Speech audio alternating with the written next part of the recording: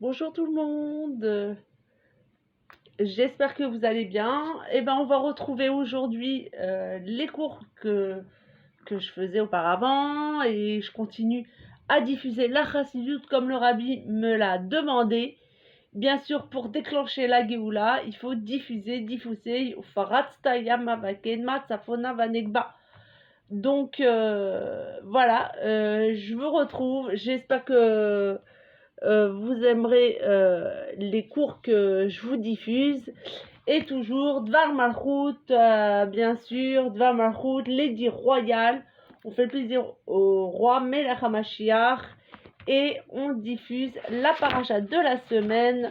Bien sûr, parachat Béa Alotra, quand tu feras monter la flamme. Et bien sûr, le rabbi en 5751, Tafshin Nun Aleph en hébreu, ce qui correspond à l'année de Tafshin Nun Aleph. Donc on va rentrer dans le vif du sujet. Qu'est-ce que la paracha de cette semaine peut nous apporter dans notre vie quotidienne, dans notre vie de tous les jours, dans la réalité et dans ce monde-ci. On va mettre un peu de musique pour mettre un peu d'ambiance. Et bien sûr, un instant, on va mettre un peu de musique pour mettre un peu d'ambiance, pour que... Voilà, un petit niggun du rabbi, bien sûr, un petit niggun du rabbi qui nous met dans l'ambiance, qui nous met dans la ferveur de la Torah et des mitzvot, dans les bonnes actions, et pour amener bien sûr la Géoula pratique, véclalite, personnelle et générale. Donc, Parachat Béalotra, 19 Sivan 5751, Tafshin Nun Aleph.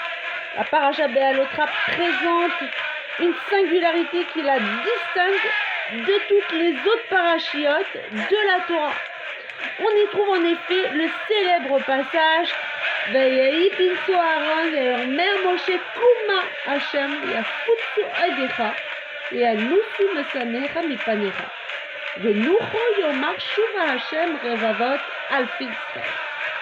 Lorsque vous connaissez bien ce verset que l'on dit chaque Shabbat quand on ouvre le Sefer Torah pour lire la Kriyat Torah. Et bien sûr, Moshe dit au effort lorsque l'arche partait, Moshe disait « Lève-toi Dieu afin que tes ennemis soient dissipés et que tes adversaires fuient de devant ta face. » Et lorsqu'elle faisait halte l'arche, il disait « Reviens siéger Dieu parmi les myriades des milliers d'Israël. » Et oui, c'était une prière où il fallait, c'était une sorte de supplication à Hachem que Moshe faisait pour que nos ennemis soient anéantis et que puisse résider dans le Am Israël,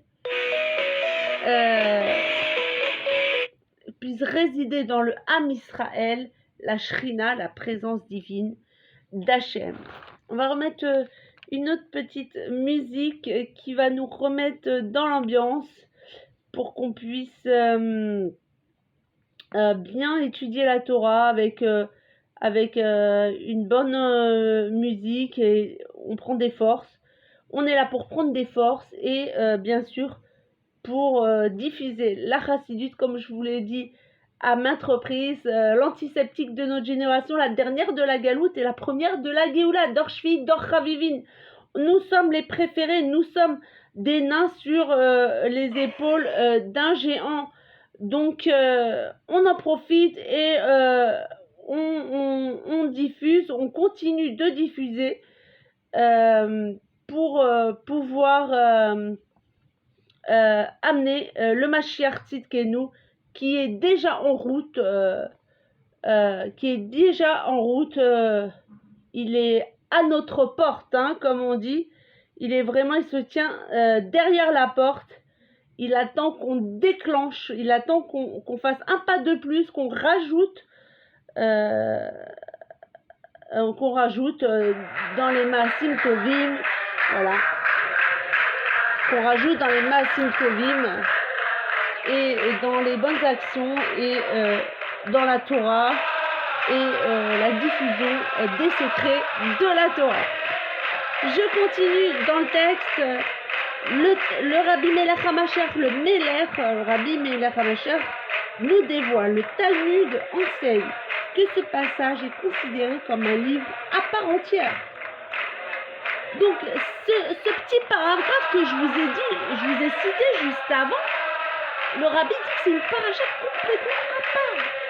Donc, nous, on sait qu'il y a Khamisha Torah, il y a 5 livres dans la Torah. Il n'y a pas 6 livres ni 7 livres. Comment ça se fait? Il nous dit que maintenant, tout d'un coup, ce paragraphe, il est bin Aaron, quand l'arche commençait à se lever, elle voyageait, elle partait, elle se déplaçait, et bien c'est une paracha à part entière. C'est une paracha à elle toute seule. Donc le Rabbi va nous dévoiler des lumières et nous éclairer sur ce sujet. Le Talmud enseigne que ce passage est considéré comme un livre à part entière, comme je vous l'ai dit. Il en ressort que, outre la répartition de la Torah en 5 livres, il existe une autre répartition en 7 livres. En effet, d'après cela, le livre de Bamidbar, le livre des nombres, est à diviser en 3 livres. La partie qui précède le passage évoqué, le passage lui-même, et la partie qui suit jusqu'à la fin du livre. J'espère que vous me suivez, vous êtes toujours là avec moi.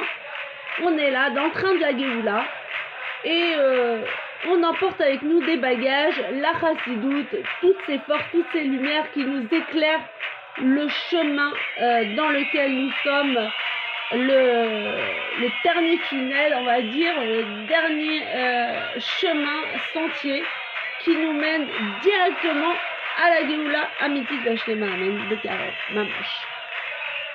Néanmoins, ceci suscite certaines interrogations. Il est difficile d'admettre que selon cette répartition, le 6e livre, celui qui suit le passage Vaï bin Aaron, lorsque l'arche partait, débute par un sujet tout à fait négatif, Vaï à Mitonim, et oui. Et là, et le peuple se plaignait. On dit qu'il faut se remercier Hachem pour le mal, pour le bien, pour tout ce que Dieu nous fait. Il faut toujours remercier Hachem et dire Toda laquelle Hachem, tout ce que tu nous fais, c'est pour le bien. Que ce soit mal, que ce soit bien, on sait que Dieu est complètement bon. Il est chesed. Il est complètement bonté et miséricorde. Donc, comment se fait-il que le peuple qui a vu tous ces miracles à la sortie d'Égypte, tout d'un coup, il commence à se plaindre. Il arriva que le peuple affecté de se plaindre. Qui plus est, chaque livre de la Torah porte un nom issu de ses premiers mots, Bereshit Shemot, etc., y compris le passage intitulé Vaï Bitsua à Aaron. Donc, or ce 6e livre est le seul qui ne porte pas de nom. De plus, ses premiers mots sont tout à fait négatifs. Et il introduit toujours dans la Torah un sujet douloureux, l'appellation le peuple désigne toujours dans la Torah les mécréants parmi le peuple affecta de se plaindre.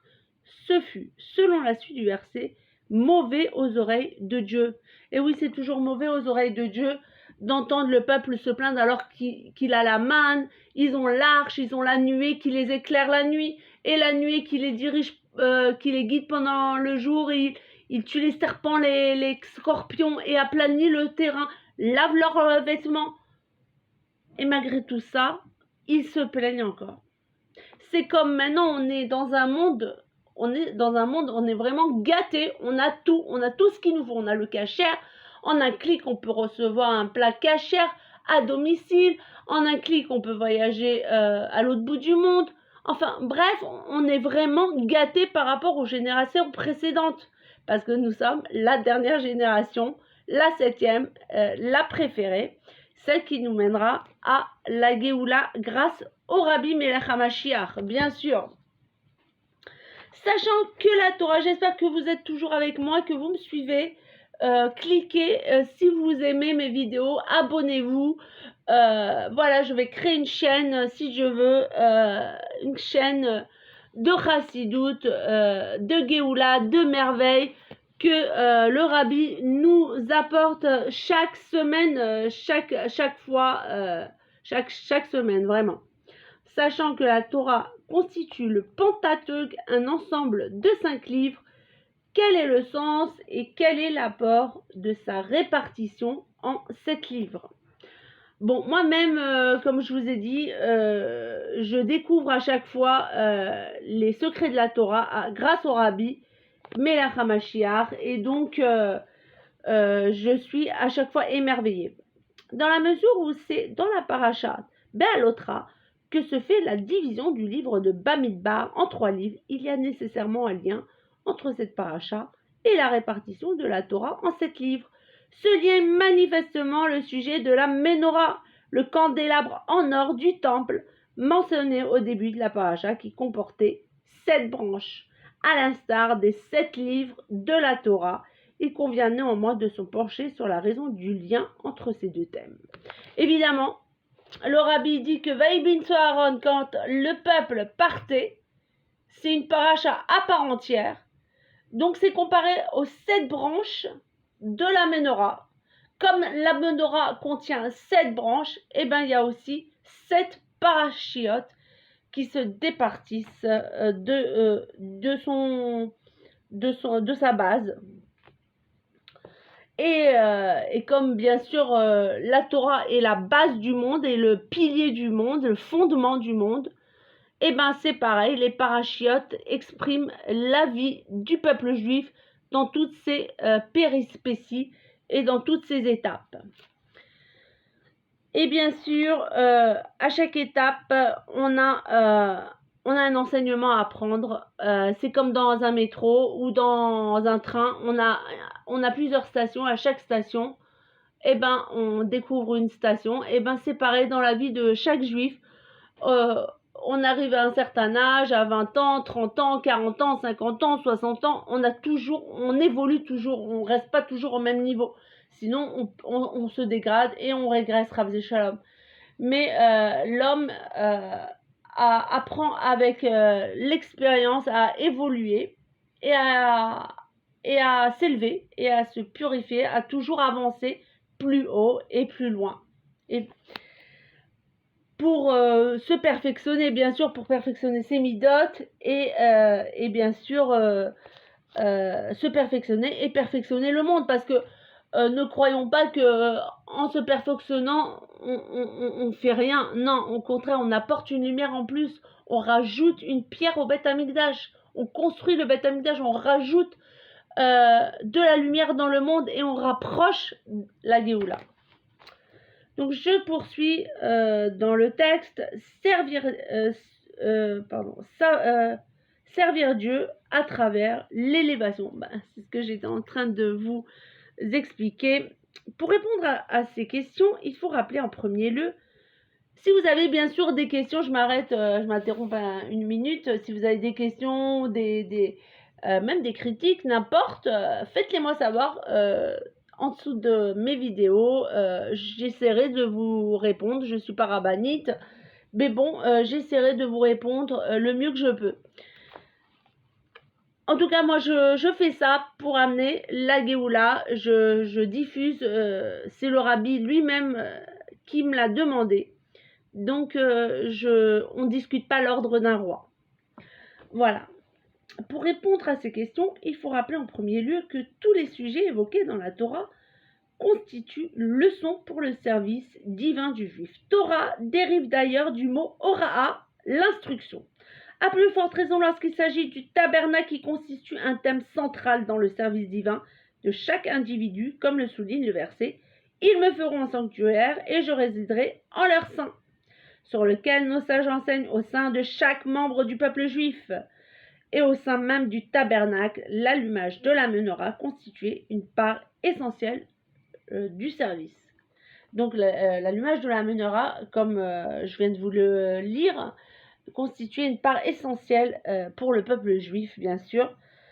Et donc on continue pour par perdre le fil de la paracha. C'est un suspense, c'est comme un film. Cette paracha, elle est énorme, elle est magnifique. Qu'elle nous éclaire toutes et tous pour pouvoir mieux servir Hachem dans la joie, avec la santé et tout, que Dieu nous aide à nous éclairer dans tous nos besoins matériels et spirituels.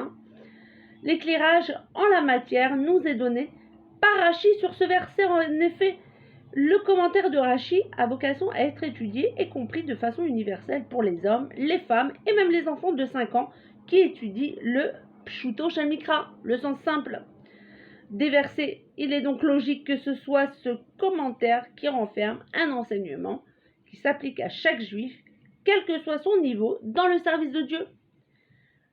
Donc, le rabbi nous explique dans ce Dvar Malchut que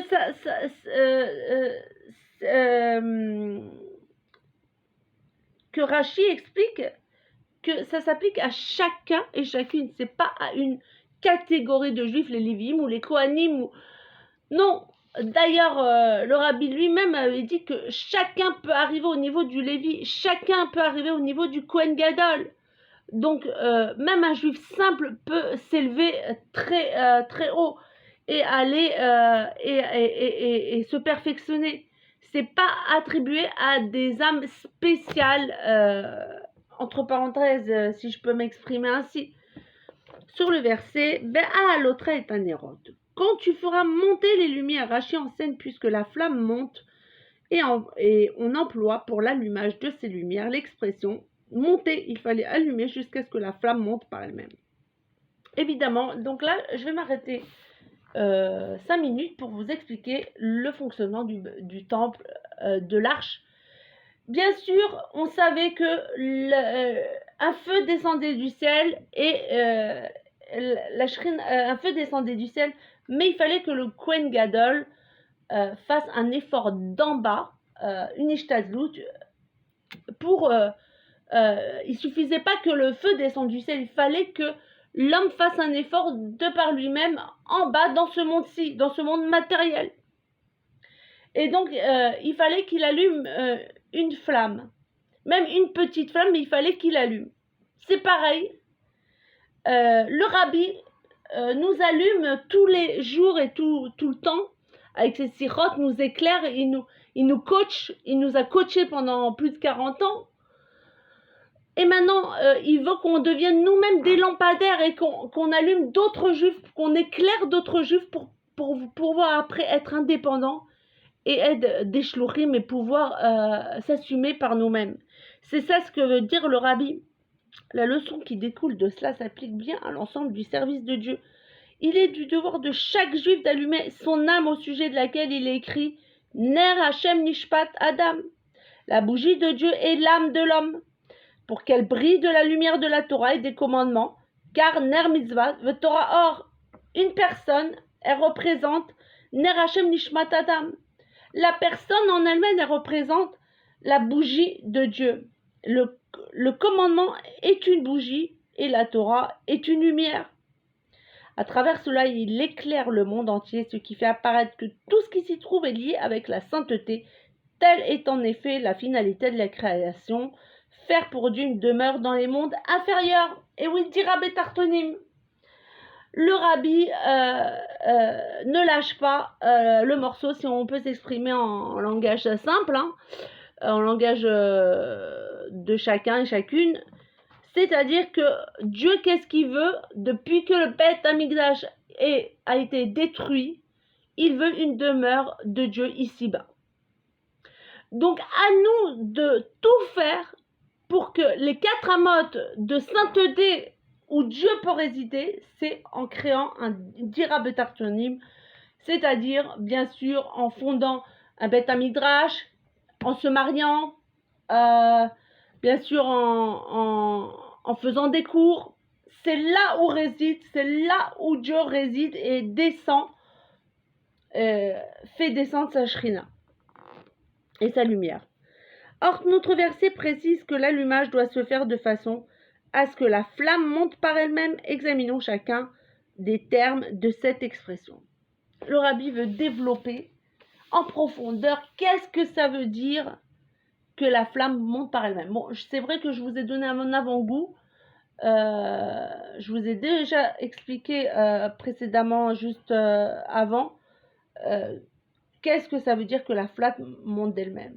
Chaque juif, chacun et chacune de nous a le pouvoir et le potentiel de s'élever et de monter et de se propulser en fait, de se propulser. Il faut se propulser et transcender le temps et l'espace, se dire attendez, grâce à Dieu on est vivant, on est en bonne santé, on a la vie, on respire, on marche, on bouge, on rit, on pleure, enfin tous ces sens-là, grâce à Dieu, c'est Dieu qui nous les donne, il faut dire merci Hachem, et grâce à tout ça, il faut se propulser, on se dit, attends, Dieu il ne m'a pas créé pour dire, il faut se poser des questions, il faut s'arrêter quelques minutes, et réfléchir et dire, pourquoi Hachem m'a créé? Pas que pour travailler, métro, boulot, dodo, non, il y a autre chose dans la vie à part ça. Je continue. La flamme désigne le but à atteindre. En effet, il n'appartient pas aux Juifs de créer la bougie, mais seulement de l'allumer. La bougie existe déjà et est prête à être allumée. Il ne reste plus alors qu'à faire monter la flamme. L'âme est présente, la Torah et les commandements sont à notre portée. Il ne reste plus qu'à s'en servir pour allumer l'âme. Alors le rabbi, vraiment, il vient toucher notre âme, l'essence de notre âme, en nous disant concrètement, tout est là, la Torah elle est là, les mitzvot elles sont là, tout est à notre portée. Ki karov elecha adavar meod, beficha uvilvafra la soto, comme la Nourazaken nous l'a dit dans le Sefer Atania, cette chose elle est très proche de toi. Et vraiment, elle est accessible maintenant. On voit que la chassidoute est accessible dans tous les médias sociaux, dans tous les réseaux sociaux, partout. On entend chassidoute à droite, chassidoute à gauche, en haut, en bas, à droite, à gauche. Donc vraiment, elle est accessible. Alors, pourquoi pas profiter de ces moments de chassidoute pour pouvoir se propulser, s'élever et déclencher la Géoula qui nous amènera vraiment tout ce qu'on a besoin en fait. Tout ce qu'on aspire à avoir, on l'aura quand Mashiach sera là. Donc je continue et le rabbi continue. Le rabbi Melech HaMashiach continue et dit, monte, enseigne de quelle façon ce travail doit se faire. Le judaïsme distingue entre une attitude statique, Amida, d'avoir un ange, nous on n'est pas des anges, on reste pas sur place, et une attitude dynamique alicha où on marche. On peut en effet servir Dieu, mais en faisant du surplace, sans s'améliorer au fil du temps. Cependant, une notion forte de la Torah est le principe de Malin Bakodesh, on s'élève dans la Gdusha, dans la sainteté, s'élever dans la sainteté qui exige que l'on progresse perpétuellement. Ce qui fait qu'un juif n'est jamais statique car il est toujours en train d'avancer spirituellement. Et oui, grâce à Dieu, on reste pas sur place, vaut mieux pas, non, parce qu'on dit que celui qui reste sur place, Chafzé Shalom, il peut se dégrader et descendre de niveau. Bon, c'est sûr que le rabbi explique aussi que Aliyah, les Yerida, les Sorech Aliyah, quand on descend, c'est pour mieux remonter. Même la descente, elle fait partie de la Géoula. Mais quand on vaut mieux pas régresser, parce que bon, de toute façon, tout ce qui se passe est pour le bien, mais vaut mieux toujours apprendre de nos expériences et s'élever et toujours s'élever perpétuellement. En outre, il ne s'agit pas seulement ici d'avancer, mais de s'élever. Monte par elle-même. Bien sûr, le rabbi, il parle de la flamme. Le fait d'avancer se comprend généralement comme la progression en direction de son objectif mais sur un plan horizontal, c'est-à-dire en relatant à un même niveau. L'élévation, en revanche, désigne une progression lors de laquelle on s'élève d'un niveau à un autre, le dernier étant sans aucune commune mesure avec le précédent. Il ne s'agit pas en effet d'élargir le champ de son service divin, mais de passer à une toute autre sorte bien plus élevée de service divin. Donc des fois on se dit oui, moi je suis tranquille, non, moi je suis arrivé à un niveau, moi je suis bien comme je suis, j'ai plus besoin d'avancer. Non, le Admor Azaken dit stop. Celui qui dit ça, c'est qu'il est en train de commencer à une chute. Il commence à chuter, Rav Shalom Khalila. Donc, non, il faut toujours se remettre en question et se dire non, qu'est-ce qui va pas? Pourquoi je n'arrive pas à atteindre ce but? Pourquoi je tâtonne? Pourquoi il y a tellement de choses. Pourquoi je n'arrive pas à trouver du travail? Pourquoi je n'arrive pas à me marier? Pourquoi je n'arrive pas à maigrir? Enfin, il y a tellement de sujets. Faut se poser les bonnes questions. Et il faut se remettre en question. Et oui, c'est comme ça. C'est la vie. On a un travail à faire. On a tous un travail à faire, une avodat Hashem, et c'est bien sûr, on vient de passer Shavuot, il y a eu le travail des midot, les sphirotes, mais chaque jour est une nouvelle expérience. Et il faut toujours se remettre en question. Je sais, c'est pas évident, c'est pas du tout évident, mais c'est possible, c'est à la portée de chacun, parce car Dieu n'envoie pas d'expérience ou pardon, j'ai mal utilisé ce terme. En fait, il n'envoie pas d'épreuves, voilà, d'épreuves à celui qui ne peut pas les surmonter. Donc je continue toujours dans le texte. J'espère que vous me suivez. La Géoula est avec nous, le Rabbi est là, et bien sûr, on continue. Il faut à tout prix amener la Géoula. Donc, par elle-même, la flamme, elle doit monter par elle-même. Je vous explique. Nous enseigne une composante essentielle de ce travail d'allumage. Celui-ci doit se faire de sorte que ce qui est allumé brille par soi-même, sans avoir encore aucun besoin de celui qui allume.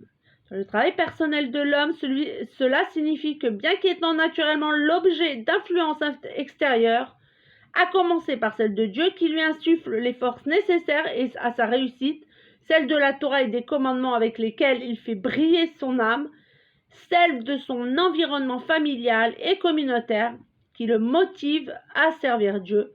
Son objectif est néanmoins que la flamme monte d'elle-même. Son service ne peut pas se reposer indéfiniment sur les forces extérieures qui le soutiennent. Il doit donc finir par arriver au niveau où il éclaire par lui-même de façon autonome. Comme je vous l'ai dit tout à l'heure, au début de mon cours, le Rabbi veut qu'on soit des lampadaires par nous-mêmes, des torches qui éclairent d'autres juifs, et qu'on soit par nous-mêmes autonomes, qu'on soit nous-mêmes, de toute façon, on est tous des shluchim d'Akadosh Baruch Hu et du Rabbi. On est tous shaliach, on a tous une mission, un message, une touche à apporter dans le monde. Que ce soit en voyage, que ce soit chez nous à la maison avec notre mari, nos enfants, notre entourage, notre travail, partout, on a un travail à faire, on a une mission à accomplir, on a quelque chose à apporter. Et donc, je continue, on est toujours là, Parashat Be'alotra, on est le, excusez-moi, j'ai oublié, oui, on est le 15, je pense qu'on est le 15 du mois de Sivan, Tavshin Pe Aleph, et 27 mai 2021, voilà, Be'alotra court sur le Dvar Malchut du roi Melech HaMashiach, qui nous délivre très très vite. Amen. Un exemple à cela est fourni par la relation entre le maître et l'élève. Bien que le maître divine donne à l'élève toutes les méthodes et les techniques d'apprentissage nécessaires, l'objectif est que l'élève s'approfondisse seul sur le sujet jusqu'à ce qu'il le comprenne à travers ses propres facultés intellectuelles. Exactement. Je poursuis parce qu'elle est assez bon. Elle est assez longue et je veux arriver à vous faire comprendre l'essence même de cette paracha, l'essentiel. Ceci exprime le sujet du don de la Torah. Dieu le Maître a donné toute la Torah au peuple d'Israël. Néanmoins, les Juifs, l'élève, doivent s'efforcer par leur propre force de comprendre la Torah et d'y développer des Hidushim, des nouveaux enseignements. En réalité, dans la mesure où la Torah leur a été donnée, il n'y a qu'eux qui puissent la déterminer. En effet, la Torah n'est pas dans les cieux et la loi est fixée d'après ce que le Beit Din statue conformément aux lois relatives au jugement rabbinique. La flamme de chacun doit monter par elle-même. Cette exigence que la flamme monte par elle-même se reflète également au niveau individuel dans l'étude de la Torah et dans l'accomplissement des commandements. L'étude doit se graver à l'intérieur de l'homme par le grand nombre de révisions jusqu'à ce que la chose soit établie dans son esprit de sorte qu'il n'ait plus besoin de revenir dessus. Et oui, le rabbi, il nous fait comprendre ici dans cette paracha que quand un professeur veut enseigner un enseignement à son élève, il lui enseigne tous les jours la paracha jusqu'à qu'à la fin l'élève soit à même de le comprendre parfaitement, de comprendre, de saisir à la perfection le sujet et que par lui-même après il puisse l'enseigner à ses camarades, à ses parents et à tous ceux à qui il veut l'enseigner. Donc c'est ce que le rabbi nous explique qu'il faut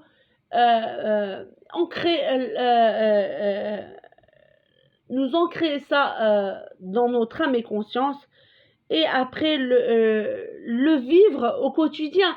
C'est pas seulement d'accumuler des sciences et des études dans la terre et après se comporter comme je ne sais qui. Rav Shalom. Non. Au contraire, le vivre et l'appliquer parce que Aïkar Maaseh, l'essentiel est dans l'action. Les commandements, eux, doivent devenir tellement habituels que l'habitude devenant une seconde nature, leur accomplissement devient une évidence absolue. Le Talmud illustre cela par le fait que, en arrivant au passage de Modim dans la prière, on se prosterne rituellement de façon automatique, car la chose est tellement évidente qu'elle se fait d'elle-même. Il ne s'agit cependant pas d'accomplir les commandements uniquement par habitude, en omettant de s'y investir mitzvot anashim melumada, mais au contraire d'avoir l'habitude de les accomplir en étant totalement investi dans la chose et comme nous l'avons dit, de s'élever en permanence dans la sainteté. Eh bien, évidemment, ce que l'on apporte à autrui doit également obéir aux mêmes exigences. La réussite du mashpia de celui qui donne est atteinte lorsque celui qui reçoit n'a plus besoin de lui. Donc le mashpia, c'est celui qui donne et le mekabel, c'est celui qui reçoit. Mais le mekabel, celui qui reçoit doit être à même après de pouvoir lui-même aussi devenir un mashpia, un lampadaire, comme je vous l'ai dit auparavant. Je sais, c'est pas évident, mais c'est accessible, c'est possible, tout est possible, il n'y a rien d'impossible. Yes, we can, tout le monde peut faire, tout le monde peut y arriver s'il en a envie. Et bien sûr, j'espère que je vous donnerai envie de vouloir vous perfectionner, de vouloir vous rapprocher d'Hachem, parce que Hachem nous aime et veut ses enfants près de lui. La flamme monte par elle-même de niveaux anciens. Cette démarche de faire monter la flamme par elle-même connaît cependant 2 étapes. Donc là, on arrive au milieu de la paracha. Je pense qu'on ne va pas tout faire parce qu'elle est assez longue. On va sauter J'espère que vous êtes toujours avec moi. Kochava en direct pour les princesses de la Géoula. Prince et princesse. Bon, bah, en général, c'est pour la princesse, hein, c'est plus pour les femmes que pour les hommes, mais enfin, chacun fait comme il en a envie. Mais c'est pour les princesses de la Géoula, car on dit Bisrout Nashim Tzadkaniot, Atid les Gaël, c'est grâce aux femmes que nous sortirons de ce dernier exil qui vraiment nous pèse trop sur les épaules. La flamme monte par elle-même 2 niveaux en cela. Cette démarche est de faire monter la flamme par elle-même connaît cependant 2 étapes. D'abord, la situation est que même si on parvient à ce que son corps soit tellement habitué au service de Dieu qu'il brille par lui-même de la lumière de la Torah, cela n'en reste pas moins quelque chose d'étranger à lui qui se superpose à sa nature habituelle. La preuve en est que ceci n'est atteint qu'à travers un long entraînement. Ainsi, bien que l'habitude devenant une seconde nature, il brille par lui-même. Le fait même qu'il ait dû s'habituer prouve que là n'est pas sa nature profonde. Le deuxième stade auquel on parvient après avoir atteint le premier consiste à révéler que le corps en lui-même, par-delà l'habitude qu'on lui a inculquée, brille de la lumière de la sainteté. Il s'agit de révéler que non seulement le corps ne voile pas la divinité, mais qu'il fait lui-même partie de la divinité, de l'essence même de Dieu qui se révèle en lui. J'espère que vous me suivez, vous comprenez tout. Je sais que c'est très ésotérique, c'est très profond, c'est très spirituel. Moi-même, j'ai du mal des fois à comprendre. Bon, personne n'est parfait, hein, mais en fait, je pense que le rabbi veut nous faire comprendre ici que il faut que nos habitudes deviennent, notre seconde nature devient notre nature lui-même. C'est-à-dire, des fois, on n'a pas l'habitude de faire la tfila le matin. Eh bien, il faut qu'on prenne cette habitude d'un automatisme naturel, quoi. Ça veut dire que notre seconde nature devient notre propre nature, l'essence même de notre âme. C'est ça qui fera briller notre âme et nous rapprochera d'Hachem et déclenchera des yeshuot et des brachot et nous donnera la force de pouvoir continuer. Faire monter la flamme par elle-même dans son rapport avec le monde. Alors là, le rabbi nous a parlé sur un langage, c'est-à-dire l'homme et Hachem, mais maintenant, le rabbi veut nous faire comprendre son rapport avec le monde, notre rapport avec le monde au quotidien, la réalité, tous les problèmes qu'on rencontre, tous les obstacles qu'on rencontre au quotidien. Tout ce qui précède est également lié avec le rôle du peuple juif vis-à-vis du monde. Sachez qu'on a un but, on a un rôle à jouer dans ce projet divin. Si je peux, c'est un projet divin que Dieu a mis en marche et on a tous un projet divin. On veut tous être associés à ce projet divin et rapprocher la Géoula le plus rapidement possible, que ce soit personnel et général. Donc, en accomplissant les commandements au moyen d'objets matériels et de filines, la nourriture cachère, etc., ceux-ci deviennent des vecteurs de la sainteté. Il y a en ça différents degrés. L'objet peut n'être que marcher les mitzvahs, un outil servant à préparer l'accomplissement du commandement, jusqu'au degré où l'objet devient lui-même sanctifié. On voit ici aussi comment la flamme monte par elle-même. En effet, d'un côté, c'est le juif lui-même qui attribue à l'objet sa sainteté en ayant décidé de l'utiliser pour accomplir un commandement. Cependant, d'un autre côté, en s'en servant pour le service de Dieu, le juif a allumé cet objet et dorénavant, sa flamme monte par elle-même. La sainteté qui l'a pénétrée y demeure de façon indépendante. Donc le rabbi nous dit que notre rapport à la Torah, le commandement divin en rapport avec le monde matériel dans lequel nous vivons, est simple. on peut décider qu'un objet soit, bon, une table, c'est juste pour manger. Mais non, nous, on va décider, on va transformer, on va transformer le matériel en spirituel, c'est-à-dire, maintenant, on va décider que cette table soit pas que pour manger, mais aussi pour étudier, ou pour écrire un Sefer Torah, ou pour faire des brachot, ou pour faire un cours.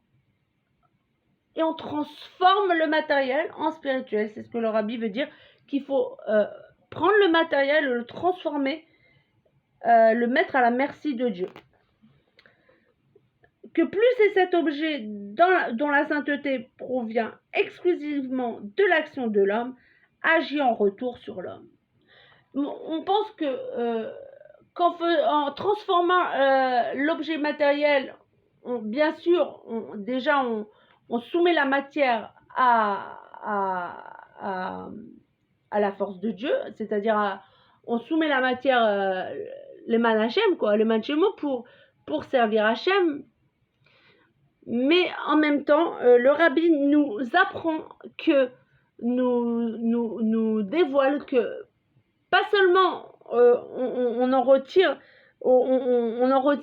une force, que Dieu nous rend cette force et nous la rembourse 1000 fois plus que ce qu'on croit. Ceci est notamment illustré dans les serments Shvoua. Shvoua, ça veut dire serment.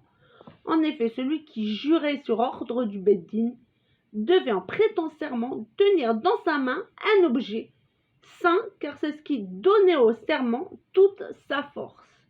On voit ici comment c'est un objet dont la qualité sainte provient de l'action humaine qui confère sa validité et sa puissance au serment d'un homme.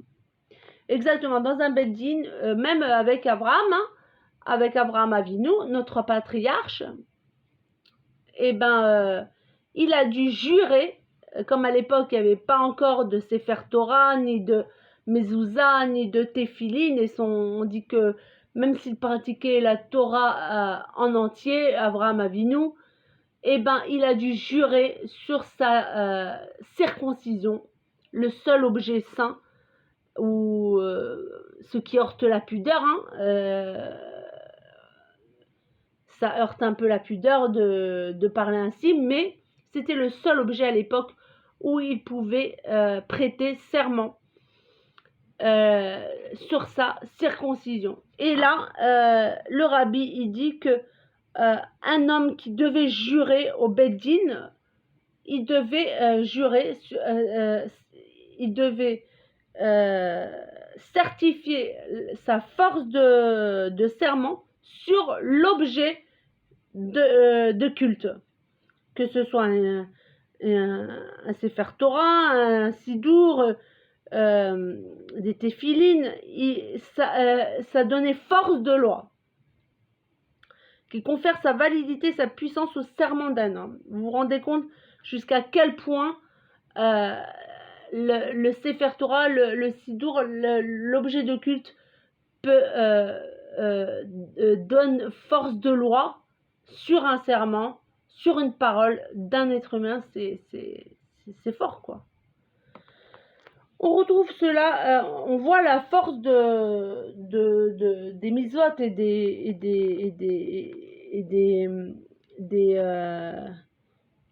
des objets matériels qui donnent leur force à un serment. Donc ça va très très loin, et c'est beau en même temps, c'est tout honorable. On retrouve cela également dans les services effectués au temple. C'est l'homme qui, dans un premier temps, consacrait et apportait l'animal au temple. Cependant, ceci fait, la sainteté devenait inhérente à l'animal et ne le quittait plus, quoi qu'il arrive. Ainsi doit-il en être dans tous les aspects de la vie quotidienne. Il a en effet écrit B'chol derachecha da'ehu, dans tous tes chemins tu dois le connaître. Même quand je suis dans l'obscurité, même quand je suis chez moi, même quand je suis dans la rue, on apprend de chaque parole, même d'un goy, on peut apprendre de cela. On voit plusieurs récits des rabbis précédents Je sais plus quel rabbi. J'avais lu une fois une histoire dans un petit fascicule du Farbringen. Ben voilà, je l'ai pas loin de moi, donc je vous le montre. Dans ces petits fascicules, j'avais lu une fois une histoire qu'un des rabbis de Lubavitch était allé dans un musée et avait appris d'un tableau. Il regardait un tableau dans un musée, il disait, et il représentait ça dans la Kedusha. Qu'est-ce que ça voulait dire ces fleurs? Qu'est-ce que ça voulait dire ces fruits posés dans cette coupelle de fruits? Il transformait tout ça spirituellement et essayer d'apprendre de ça quelque chose. Et c'est ça qu'on doit comprendre. Que dans tous tes chemins, connais-le. Tes chemins, c'est-à-dire ce que le juif entreprend dehors du cadre de culte, deviennent partie intégrante de son service de Dieu. Cela s'exprime par exemple dans le fait de fixer dans la chambre d'un enfant une boîte de tzedaka et d'y placer des livres saints de façon visible, de sorte qu'à chaque fois l'enfant pénètre dans sa chambre, ces objets lui rappellent de donner la tzedaka et d'étudier la Torah comme seule une flamme qui monte par elle-même peut éclairer. Je vous quitte un instant, je vais me hydrater, me réhydrater et je suis à vous dans 2 minutes. Je vous mets une petite musique en attendant. Comme ça, je vous laisse pas je vous laisse dans une bonne atmosphère. Alors, pardon, et oui. Alors, on va mettre un petit Nigun Simcha. Voilà, du Rabbi, toujours.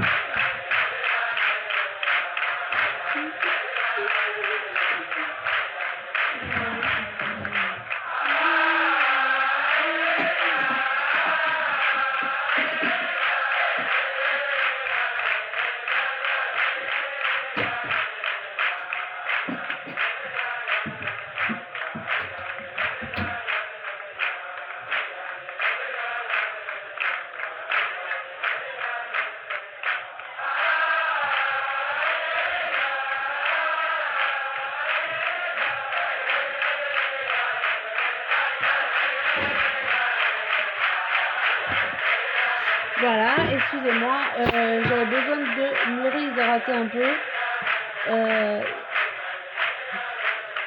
pour mieux vous expliquer le cours de Chassidut. C'est un doute Chassidut. Baruch ata Adonai Eloheinu melech haolam shehakol nהיה b'dito.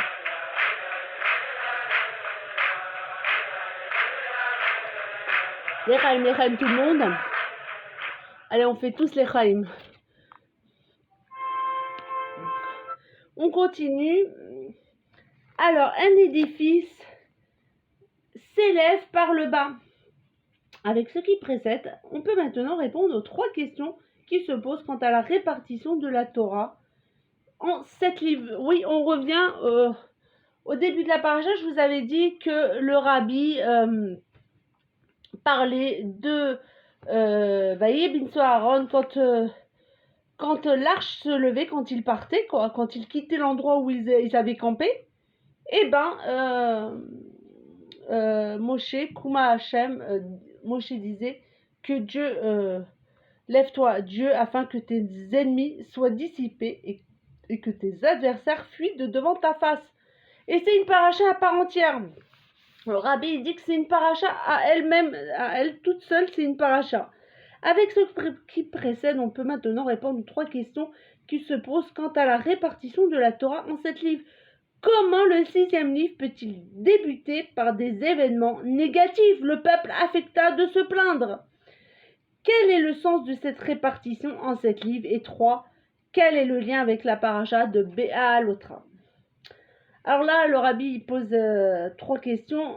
Comment se fait-il que dès le départ, un sujet assez négatif, la paracha commence par un sujet assez négatif, que le peuple commence à se plaindre et le peuple affecta de se plaindre. Quel est le sens de cette répartition en 7 livres? Et quel est le lien avec notre paracha de cette semaine? On sait que on doit vivre avec notre temps et la paracha Béalotra doit nous apporter un enseignement dans notre vie de tous les jours. En effet, l'enseignement de faire monter la flamme par elle-même s'illustre de façon la plus vive précisément lorsqu'il s'applique à des sujets qui en eux-mêmes sont tellement bas qu'ils semblent n'avoir aucun lien avec le divin, et pourtant on peut les éclairer jusqu'à ce qu'ils deviennent eux-mêmes des sources de lumière. En d'autres termes, la perfection du service divin n'est atteinte que lorsqu'elle inclut les degrés les plus inférieurs, de même que lorsque l'on veut soulever une structure, ce n'est précisément qu'en faisant levier sous sa partie la plus basse que l'on peut la soulever en entier. Donc j'espère que vous comprenez. Le rabbi dit que en fait, pour s'élever d'un niveau à un autre, on peut pas sauter les étapes, on peut pas brûler les étapes, on peut pas transcender les étapes comme ça parce qu'on risquerait de tomber très bas, que Dieu nous en préserve. C'est pour ça qu'il faut monter étape par étape et que c'est en passant par toutes ces étapes-là qu'on arrive à monter. On peut pas sauter et brûler les étapes, se dire moi je vais arriver, je suis capable, j'arrive, vous inquiétez pas, je suis capable, vous inquiétez pas, je pourrais y arriver, j'ai tous les moyens, j'ai toutes les forces nécessaires. Non. Oui, c'est vrai qu'on les a, mais on peut pas se dire je vais tout faire d'un coup. Non, c'est une erreur. Ce serait une grosse erreur à faire. Il faut aller étape par étape. 5 et 7, la sainteté et les sujets profanes. Donc là, on va faire encore les chaïm pour nous mettre dans l'ambiance et pour bien commencer le Shabbat en chaïm velivracham. Que vous soyez tous bénis et dans la santé et la joie. Amen. Donc, j'espère que je me fais bien comprendre et que, bon, c'est pas trop... Bon, je sais que c'est très profond, mais c'est accessible à tout le monde. Hein. Moi, je parle à tout le monde, hein. Toute personne confondue. De toute façon, le rabbi, il parle à chacun et chacune hein, de nous. Hein. Il se met au niveau de tout le monde. C'est pour cette raison que l'allumage des 7 lumières de la menorah devait être réalisé par Aaron. Le Kohen Gadol, tel était en effet sa mission, élever les degrés les plus bas, ce qu'exprimait sa démarche d'aimer les créatures et de les rapprocher de la Torah. Et oui, à Aaron, Ohev Shalom, Verodev Shalom, Omekarvan, la Torah, c'était son précepte. Et c'est-à-dire que même ceux qui se trouvaient au niveau le plus bas, qui étaient le plus éloignés de la Torah, qui n'avaient, comme l'explique l'Admorazaken dans le Tanya, pour unique qualité que d'être des créatures de Dieu, des gens simples, même eux étaient allumés par Aaron au point où leur flamme monte par elle-même. Donc le rabbi s'adresse à tout le monde, il parlait pas seulement aux personnes les plus instruites ou les plus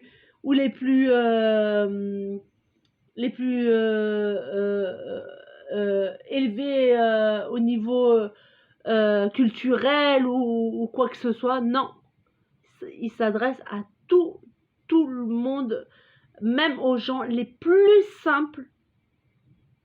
Il s'adressait pour que puissent par eux-mêmes, que leur flamme s'élève par elle-même et que eux aussi puissent élever d'autres personnes. C'est ce qui illustre la division de la Torah en 7 parties. La première distinction entre le nombre 5 et le nombre 7 se trouve dans les midot des attributs divins. Les 5 premiers constituent en effet l'essentiel des midot en tant que force divine. Les 2 derniers, Yesod, fondation et Malchut, royauté, ont pour fonction de faire pénétrer l'influence divine dans le monde jusque dans les plus bas degrés. Il en va de même pour le peuple juif et la Torah. La division du peuple juif en 5 n'inclut que ceux qui sont liés à la sainteté et à la Torah, parallèlement aux 5 livres du Pentateuque. C'est ce qui est expliqué par les commentateurs de la Mishnah du chapitre de Pirkei Avot que nous étudions cette semaine, qui enseigne Rabban Yochanan ben Zakkai avait 5 élèves. Il est certain que Rabban Yochanan ben Zakkai avait bien plus que 5 élèves, mais de façon générale, il se répartissait en 5 catégories. En revanche, la division en 7 catégories inclut l'ensemble du peuple juif, même ceux qui ne sont pas liés à la sainteté, de façon révélée. Donc là, le rabbi explique les chiffres 5 et 7. 5, c'est ceux qui, comme il fait référence à Rabban Yochanan ben Zakkai dans les Pirkei Avot que nous allons lire, le Perek Bet cette semaine, Rabban Yochanan ben Zakkai avait 5 élèves. Mais le rabbi dit, les élèves de Rabban Yochanan ben Zakkai étaient des Talmidei Chachamim, des grands sages. Eux, ils connaissaient parfaitement la Torah. Mais 7, le chiffre 7 représente même les élèves, entre guillemets, les Bnei Israël qui n'ont pas cette connaissance de façon dévoilée. En ce qui concerne la Torah, les 5 livres représentent la Torah telle qu'elle est en elle-même entièrement exclusivement sainte. Cependant, dans la mesure où l'objet de la Torah est d'agir sur le monde, celle-ci contient en elle également le 6e et le 7e niveau qui représentent son lien avec le monde. Évidemment, tels qu'ils sont dans la Torah, ces niveaux sont saints, mais lorsqu'ils descendent dans le monde, ils expriment les sujets négatifs qui s'y trouvent. Cependant, le but est que la flamme monte par elle-même, même dans les sujets les plus bas. On comprend dès lors pourquoi le 6e livre débute précisément par le terrible épisode où le peuple affecta de se plaindre. C'est précisément cette mauvaise situation qui porte le fait que la flamme monte par elle-même à son plus haut degré. En effet, la rébellion contre Dieu évoque la nécessité du travail de Teshuvah, retour à Dieu, jusque dans son niveau le plus élevé. La Teshuvah par amour de Dieu au point où les fautes volontaires se transforment en mérite. Et c'est là que l'on parvient au niveau où là où se tiennent les Baalei Teshuvah, les justes parfaits ne peuvent se tenir. C'est pour ça que la Torah dit Vaya kemitonenim. Littéralement, il arriva que le peuple fut comme des plaignants, en soulignant que ce n'est qu'une comparaison, car le véritable but de cet événement était l'élévation qui suivrait à travers le travail de la Teshuvah. Ainsi, dans le fond des choses, ils n'étaient pas de véritables plaignants, mais seulement comme des plaignants, kemitonenim. Et la force d'élever cette situation si basse vient de la Torah, du livre qui précède immédiatement Vaï Binso Aaron, lorsque l'arche partait. On arrive à sa fin, on touche au but, la flamme doit monter par elle-même dans notre génération. La dernière, Kolashvin Chavivin, tous les 7 sont les chéris de Dieu. Nous sommes la dernière de la Galoute et la première de la Géoula. Alors, concrètement, qu'est-ce que le rabbi nous dit par rapport à notre génération? Bien que notre génération, la dernière de l'exil, soit extrêmement pauvre de point de vue spirituel, elle est en même temps le talon Gvata de Meshicha, le talon du peuple juif à travers les âges qui va élever le corps tout entier, toutes les générations précédentes, car elle est la force. Elle a la force d'être une flamme qui monte par elle-même et d'amener la délivrance messianique. La conscience de cela doit renforcer la joie qui anime les dernières préparations à la délivrance et pousser chacun à rajouter dans la Torah qui est lumière de façon à éclairer tout son entourage et par là le monde entier. Alors immédiatement nous irons en Terre Sainte, à Jérusalem, la ville sainte, sur la montagne sainte, dans le troisième temple, dans le Saint des Saints, avec nos jeunes et nos vieux, avec nos fils et nos filles.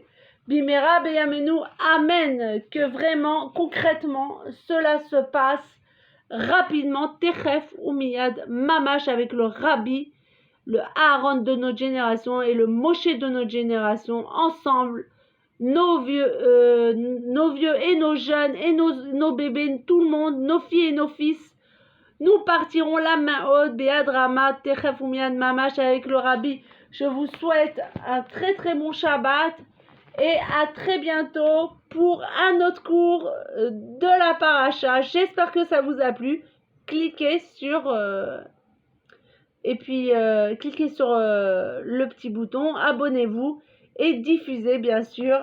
C'est fait pour ça. Je vous dis à bientôt et je vous embrasse et de bonnes nouvelles. À bientôt. Merci à tous et à toutes. Au revoir.